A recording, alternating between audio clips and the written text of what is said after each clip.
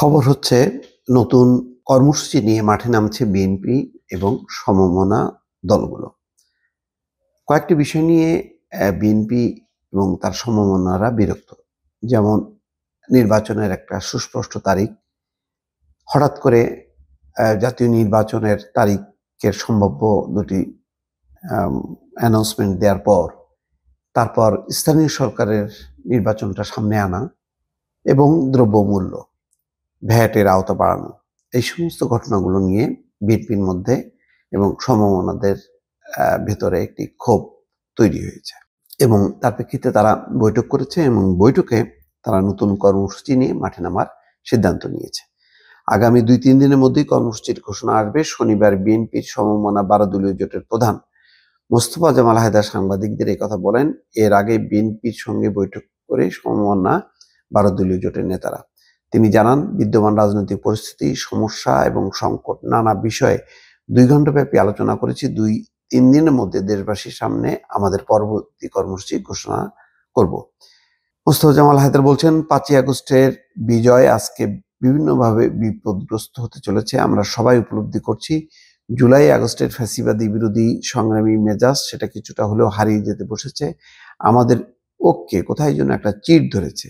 আমরা এর সমাধান করতে চাই এবং আগামী 2-3 দিনের মধ্যে সর্বদলীয়ভাবে জুলাই আগস্টে যেভাবে আন্দোলন করেছি, একত্রে ছিলাম, সেভাবে একত্রে পরবর্তী কর্মসূচি ঘোষণা করব। জনজীবনের বিরাজমান যে সমস্যা, দ্রব্যমূল্যের কষাঘাত, নির্বাচন সংক্রান্ত যে কুহেলিকা, যে ভিন্ন কথাবার্তা বা ধূম্রজাল, এই সমস্ত সুনির্দিষ্ট ব্যাখ্যা আমরা প্রদান করব। এ সময় নজরুল ইসলাম খান বলেন, জুলাই আগস্টের আন্দোলনে এক দফার একটা অংশ আমরা অর্জন করতে পেরেছি, আর একটা অংশ হলো গণতন্ত্র পুনঃপ্রতিষ্ঠা। আমরা সবাই জানি গণতন্ত্র পুনঃপ্রতিষ্ঠা মানে হলো দেশে গণতান্ত্রিক শাসন প্রতিষ্ঠা। সেই শাসন প্রতিষ্ঠা হয় একটা জাতীয় সংসদ নির্বাচনের মধ্য দিয়ে।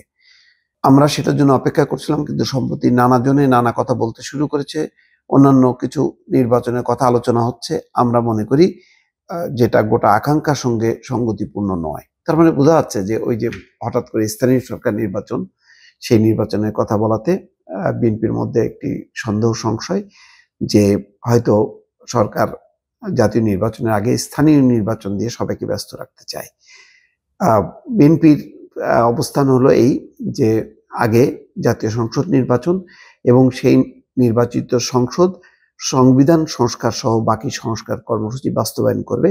তারপরে তারা স্থানীয় সরকার নির্বাচনও অনুষ্ঠিত করবে তাদের তত্ত্বাবধানে। কিন্তু বৈষম্য বিরোধী ছাত্র আন্দোলন, নাগরিক কমিটি তারা বলতে চাইছে যে না, স্থানীয় সরকারের নির্বাচন হওয়ার মতন একটি পরিবেশ তৈরি হয়েছে। আগে স্থানীয় সরকার নির্বাচন দিয়ে আস্তে আস্তে জাতীয় নির্বাচনের দিকে যাওয়া এবং তার আগে সংস্কার এবং বিচার সেই কাজগুলো শেষ করা।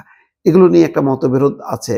এই মতবিরোধের কারণেই একটি পরিস্থিতি তৈরি হয়েছে যে যার প্রেক্ষিতে বিএনপি 12 দলীয় সমমনাদের সাথে বসে বৈঠক করেছে এবং নতুন কর্মসূচি কি নেওয়া যায় সেটি নিয়ে তারা আলোচনা করছে। হয়তো আরো কয়েকটি বৈঠক হবে, তারপরে বোঝা যাবে যে তারা চূড়ান্তভাবে কি কর্মসূচি নিতে যাচ্ছে। দর্শক ভালো থাকবেন, আল্লাহ হাফেজ।